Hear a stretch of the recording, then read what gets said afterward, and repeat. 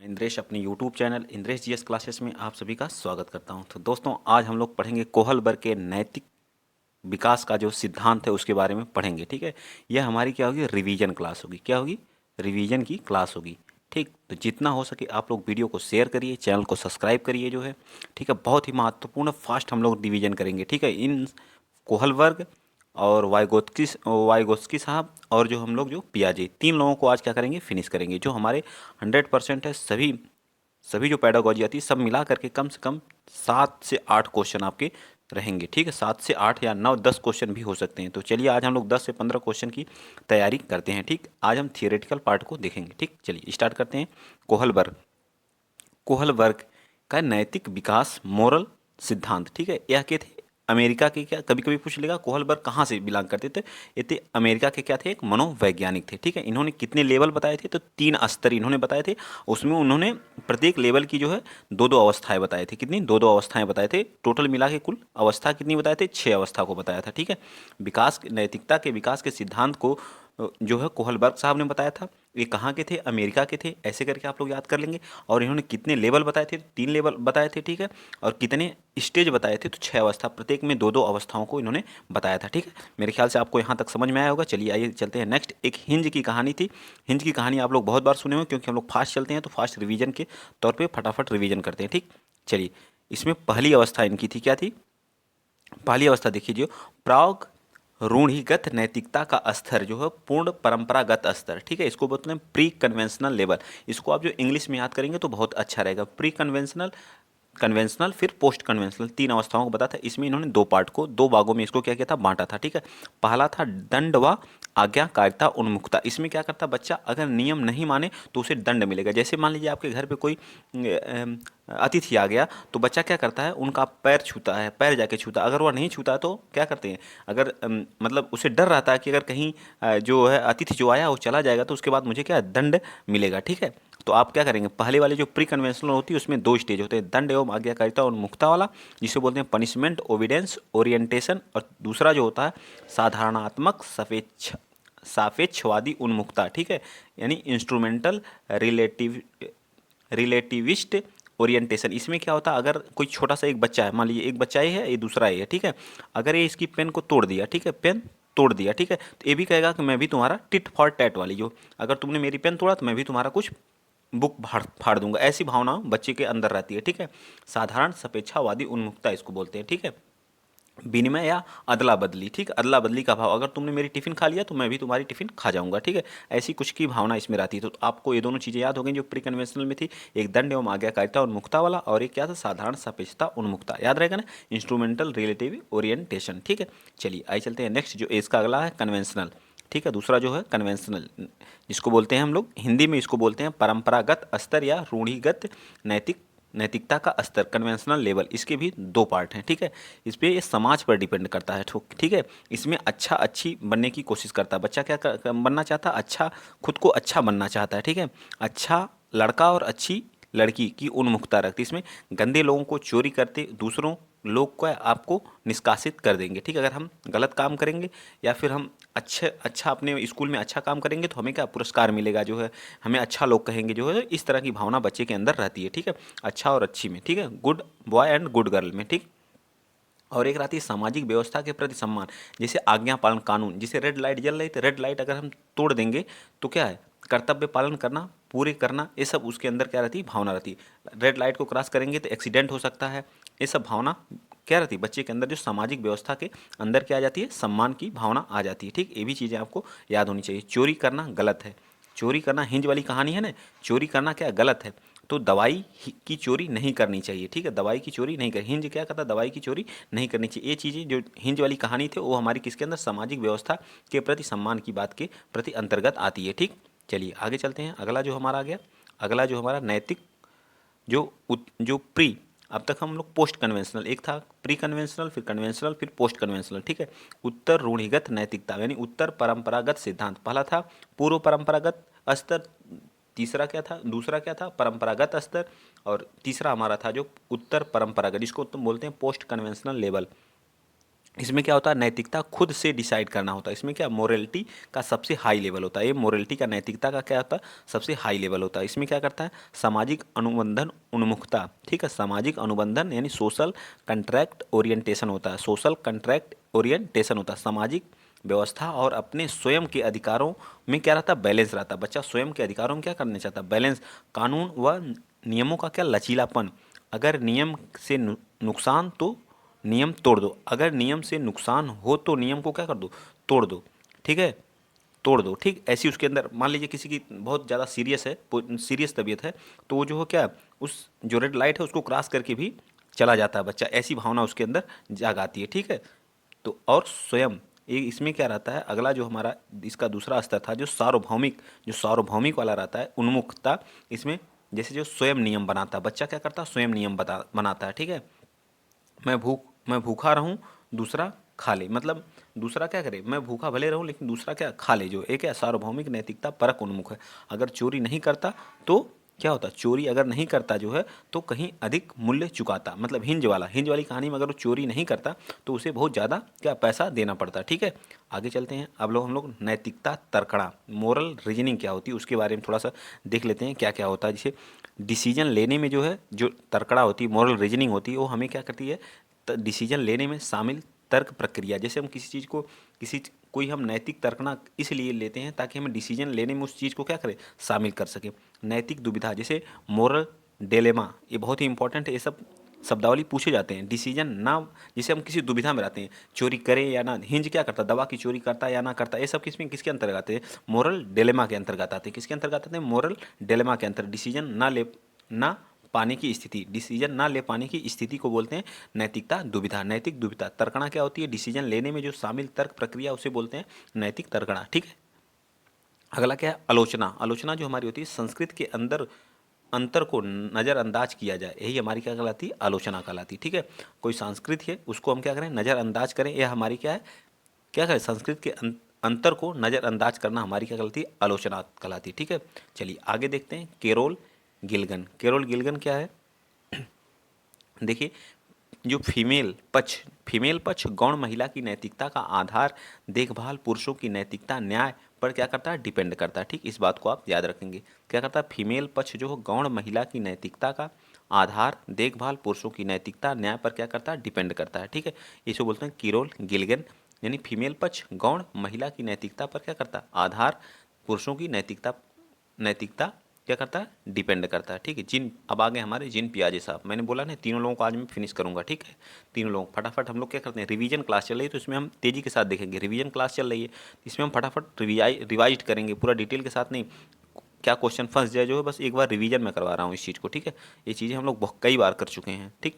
इनसे क्वेश्चन पूछे जाएंगे। अब एक दिन हम लोग जो है एन ई पी 2020 जो आई है, जो नई एजुकेशन पॉलिसी, और जो हमारा एन सी एफ 2005, इस पे भी एक साथ दोनों पे वीडियो बना देंगे, ठीक है। तो आप लोग जितना हो सके उतना सपोर्ट करिए, प्यार दीजिए आज, ठीक है। चलिए आइए देखते हैं, जिन पियाजे साहब कहाँ के थे, तो आप पहले याद रखेंगे कहाँ के, यह एक मनोवैज्ञानिक थे, और कहाँ के थे इनके बारे में बताइए। यह एक मनोवैज्ञानिक थे और यह कहाँ के थे, स्विट्जरलैंड के थे, ठीक। कहाँ के थे, स्विट्जरलैंड के थे। बच्चे जैसे परिपक्वता के बारे में इन्होंने क्या किया था, अध्ययन किया था, और सृजनात्मकता के बारे में इन्होंने संज्ञानात्मक विकास का इन्होंने सिद्धांत बताया था, ठीक है। कितना, बायोलॉजिकल मैच्योर होते हैं, मतलब बायोलॉजिकल मैच्योर वस्तुओं के बारे में अपने कॉन्सेप्ट बनाते हैं। बच्चे जो होते हैं क्या, वस्तुओं के बारे में खुद का क्या करते हैं, कॉन्सेप्ट बनाते हैं। बायोलॉजिकल क्या होते हैं, मैच्योर होते हैं, ठीक है। बच्चे क्या होते हैं, परिपक्व होते हैं, ठीक है। इन सारी चीज़ों के बारे में इन्होंने खुद बताए थे, जो है कौन से, हमारे जिन पियाजे साहब, ठीक है। बच्चे नन्हे वैज्ञानिक हैं, इन्होंने कौन, अब पूछ देगा कौन कहा था कि बच्चे नन्हे वैज्ञानिक हैं, कौन कहा था कि बच्चे क्या हैं, कौन कहा था कि बच्चे क्या हैं, नन्हे वैज्ञानिक हैं। तो इसको कौन कहा था, जिन पियाजे साहब ने कहा था कि बच्चे क्या होते हैं, नन्हे वैज्ञानिक के रूप में होते हैं, अपने सिद्धांतों की रचना करते हैं, अपने मतलब सिद्धांत को खुद वो क्या करते हैं, रचना करते हैं। बच्चे क्या होते हैं, एक नन्हे वैज्ञानिक के रूप में। बच्चे सक्रिय रूप से सीखते हैं, बच्चे का अधिगम हमेशा क्या होता है, अधिगम जो होता है, अधिगम का मतलब होता है सीखना, हमेशा क्या, सक्रिय रूप से होता है, ठीक है। एक्टिव मोड में बच्चा क्या करता है, सारी चीज़ों को क्या करता है, सीखता है। अगर बच्चा निष्क्रिय है तो अधिगम होगा ही नहीं, ठीक है। ये तो बातों सबको पता है। आप ही अभी मैं पढ़ा रहा हूँ, अगर आप सक्रिय होकर के उस चीज़ को नहीं सुनेंगे तो आपको कोई चीज़ समझ में नहीं आएगी, ठीक है। इसी तरह से आप खुद को एक टीचर मानना है और सामने एक बच्चे को क्या मानना है, बच्चा हमेशा बच्चे को हमेशा क्या लेना है, पॉजिटिव वे में ही लेना है, ठीक है। बच्चे की थिंकिंग एडल्ट से प्र, बच्चे की थिंकिंग एडल्ट से प्रकार टाइप से अलग होती है। मतलब क्या है, एक प्रकार से जो थिंकिंग होती है बच्चे की क्या होती है, वो एडल्ट जो लोग होते हैं उनसे क्या होती है, अलग होती है। इस बात को आप लोग याद रखेंगे, ठीक है। इसका कहने का मतलब ये है, ठीक। चलिए आगे चलते हैं। आगे हमारा सीखना, इन्होंने सीखने के बारे में भी बताया था, ठीक है, जिन पियाजे साहब ने।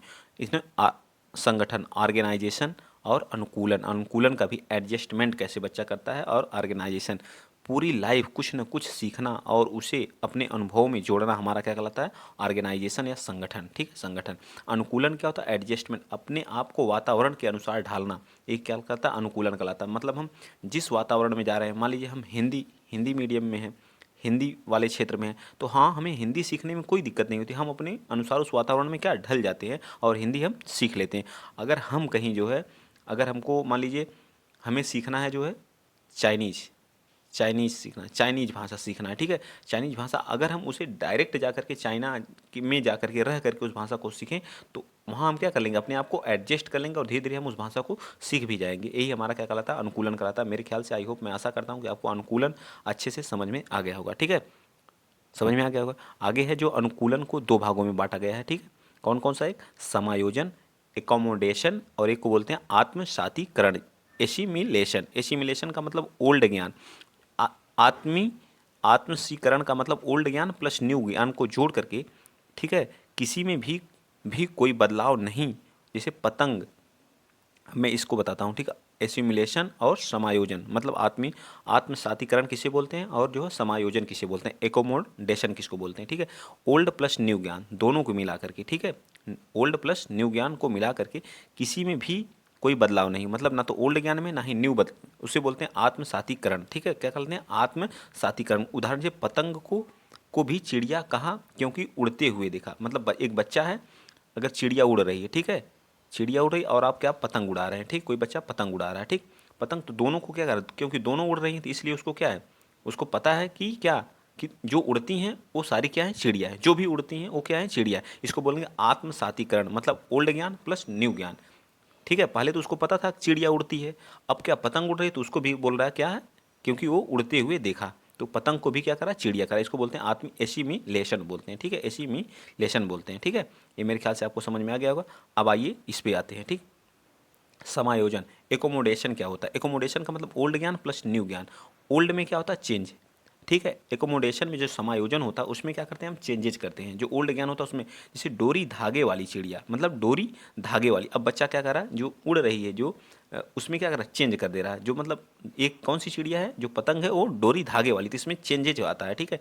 न्यू ओल्ड ज्ञान में जब हम चेंज करते हैं तो उसे बोलते हैं एकोमोडेशन बोलते हैं, ठीक है। आप लोगों को समझ में आ गया। आत्मसातीकरण में क्या होता है, ओल्ड प्लस न्यू ज्ञान में कोई बदलाव नहीं होता, लेकिन समायोजन में जो इसको बोलते हैं एकोमोडेशन बोलते हैं, उसमें क्या होता है, ओल्ड ज्ञान में हम चेंज करते हैं। जैसे पतंग उड़ा रहे हैं तो पतंग को बच्चा क्या कर रहा है कि डोरी धागे वाली चिड़िया है, लेकिन इससे पहले जो है डायरेक्ट जो आत्मसातीकरण वाले एसिमिलेशन में था जो है, उसमें बच्चा पतंग को भी चिड़िया ही समझ रहा था, ठीक है। आई होप, मैं आशा करता हूँ कि आज को ये चीज़ें समझ में आई होंगी, ठीक है। चलिए आगे चलते हैं।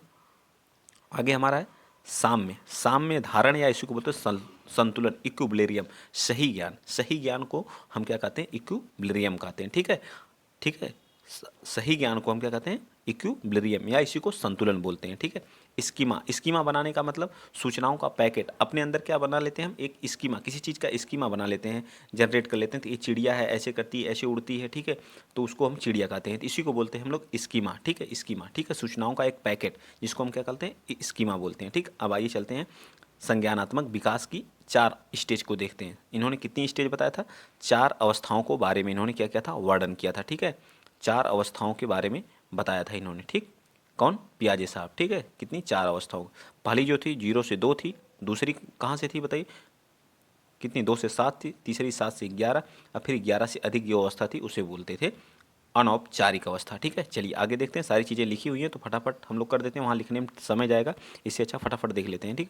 संवेदीय पेशी अवस्था, इसे बोलते हैं सेंसरी, सेंसरी मोटर। 2 वर्ष की अवस्था, 0 से 2 वर्ष की अवस्था को बोलते हैं सेंसरी मोटर अवस्था। इसमें ज्ञानेंद्रियाँ जो सेंस होते हैं, सेंस ऑर्गन, जो हमारे बच्चे के अंदर जो सेंस ऑर्गन से सीखेगा, मतलब अपनी पलक को ऐसे करेगा, मुस्कुराएगा, ठीक है, उसके सेंस ऑर्गन से ऑब्जेक्ट परफॉर्मेंस जो होती है, परफॉर्मेंस, वस्तु जो अस्थायित्व, खिलौना छिपा दोगे तो उसे वह क्या कर लेगा, ढूंढ लेगा। इस अवस्था में अगर कोई वस्तु को आप छिपा देंगे तो बच्चा क्या करता है, आप अपने घर पे किसी छोटे बच्चे को देखे होंगे, जब वो कोई खिलौने के साथ वो बच्चा खेलता है तो आप उसको छीन करके जब छुपा लेते हैं तो बच्चा उसी समय जो है आपके पास क्या करता, छीनने की कोशिश करता है, ढूंढता है कहाँ पे, और ढूंढ भी लेता है। ठीक है, इस चीज़ को आप कभी ना कभी ज़रूर महसूस किए होंगे, नहीं तो करके अभी भी देख सकते हैं, अगर जिसके घर पे कोई बच्चा हो आप करके देखिएगा, ज़रूर होगा जो ऐसा। ठीक है, चलिए आगे चलते हैं। पूर्व संक्रियात्मक अवस्था, ठीक है, जो 2 से 7 वर्ष की अवस्था होती है, इसमें याद रखेंगे आप, जो प्री ऑपरेशनल स्टेज बोलते हैं, इसे पूर्व संक्रियात्मक अवस्था बोलते हैं। इसमें क्या होता है, प्रतीकों, सिंबल का प्रयोग करने में माहिर होता है बच्चा। क्या, प्रतीकों के माध्यम से कोई चीज़ सीख लेता है। ठीक है, जैसे कोई स्नैक है, स्नैक के माध्यम से बच्चों को बता देंगे तो इस स्नैक है, ठीक है, वो समझ जाता है कि ये स्नैक है। ठीक है, प्रतीकों के माध्यम से सारी चीज़ों को जीववाद, एनी एनिमिज में जिसको बोलते हैं, जीववाद जिसको बोलते हैं, निर्जीव चीज़ों को भी वो सजीव समझेगा। ठीक है, जैसे बच्चा कोई रो रहा है, ठीक है, बच्चा चलते चलते कभी कभी देखे होंगे आप, आपके घर में तो गिर जाता है, ठीक है, किसी चीज़ से टकरा करके, लेकिन जब उस बच्चे को, जब वो गिर जाता है तो उसके मम्मी या पापा उसको झूठे मतलब वैसे ही मार देते हैं, तो उसको लगता है कि मतलब वह भी मार खाया, इसने मुझको गिरा दिया और उसको भी मेरे पापा ने मारा या मेरी मम्मी ने मारा जो है। ठीक है, तो उसे लगता है कि जो निर्जीव चीज़ है वो भी क्या है, सजीव है। ठीक है, जीववाद का कॉन्सेप्ट रहता है कब, सेकेंड, कौन सी स्टेज में जो है, कौन सी स्टेज में बच्चा रहता है, पूर्व संक्रियात्मक। और जब 2 से 7 वर्ष की अवस्था में बच्चा रहता है तो निर्जीव वस्तुओं को भी होगा सजीव समझेगा। ठीक है, मेरे ख्याल से ये भी चीज़ें आपको समझ में आ गई होंगी। चलिए आगे आते हैं।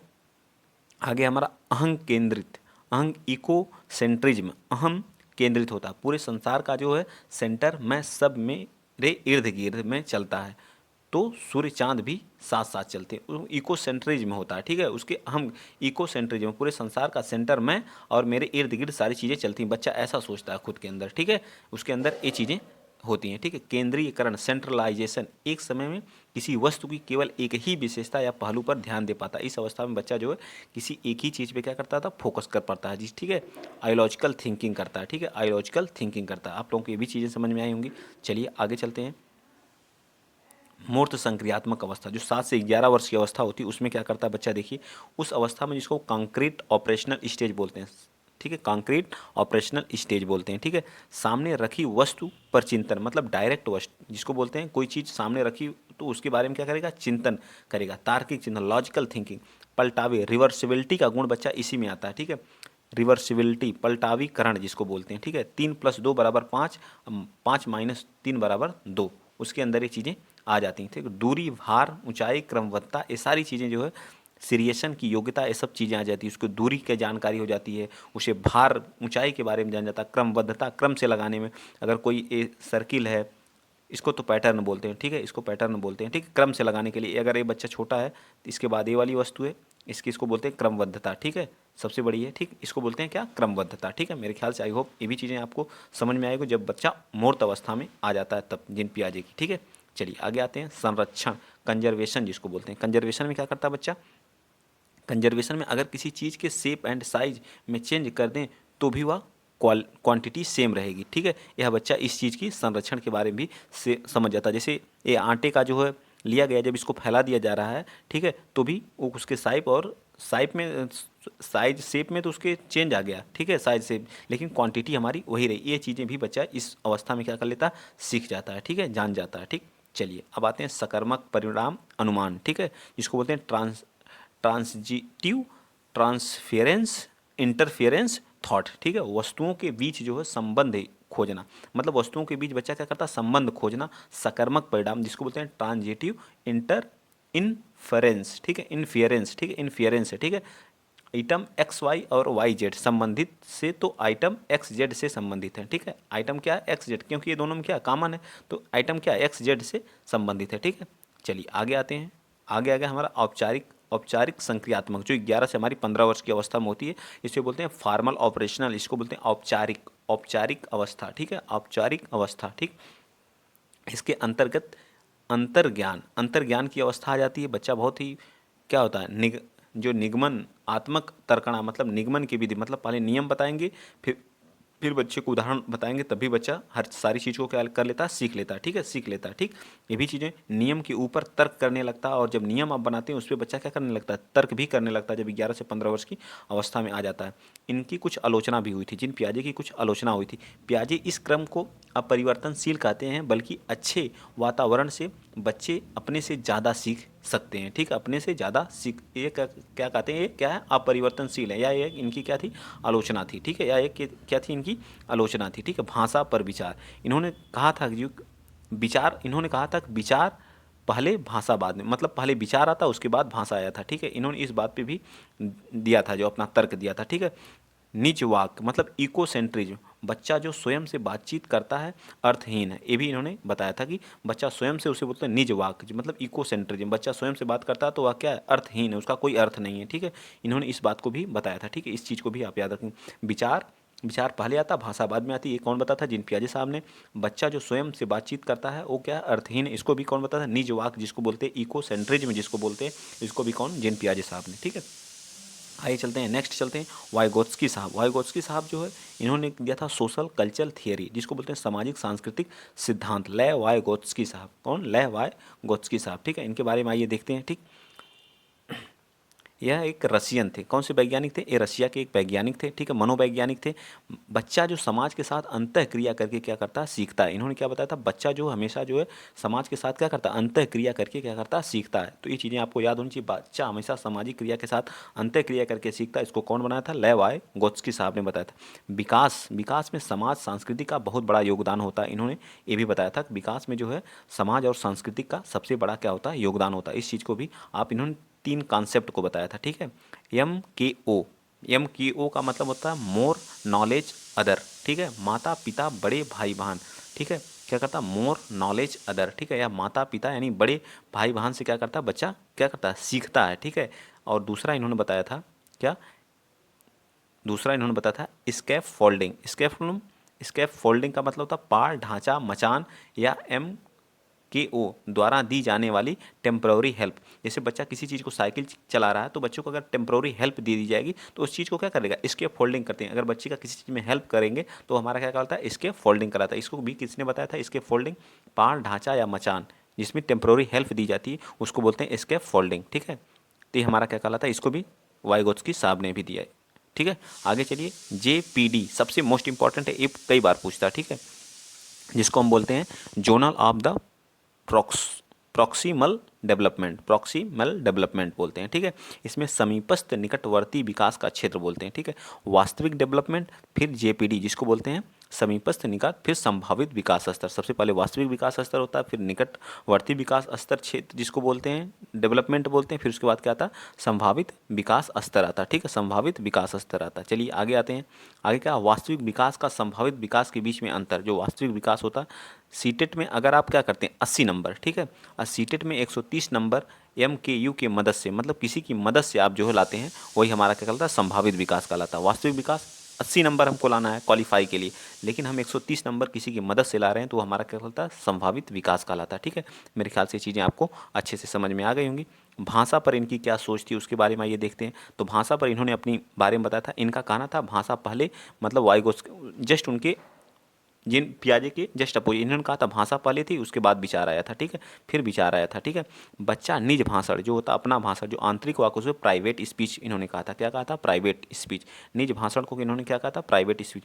स्वयं से ही बातचीत करता है ताकि खुद के कार्यों में क्या करे, गाइड कर सके। बच्चा स्वयं से बात करता है क्योंकि वो अपने, ताकि वो खुद के कार्यों में क्या कर सके, गाइड कर सके। ठीक है, आज हम ये तीनों चीज़ें फिनिश कर दें। ठीक है, अब आप वंशानुक्रम एवं वातावरण की भूमिका को हम कल बताएंगे। ठीक है, तो आज के लिए इतना ही। अगर वीडियो आप लोगों को अच्छा लगा है तो वीडियो को आप शेयर करेंगे, चैनल को सब्सक्राइब करेंगे। अगर ऐसा ही वीडियो आपको चाहिए तो आप ज़्यादा से ज़्यादा इस वीडियो को क्या करेंगे, शेयर करेंगे, सपोर्ट करेंगे, अपना प्यार देंगे। ठीक है, आज के लिए इतना ही। जय हिंद, जय भारत।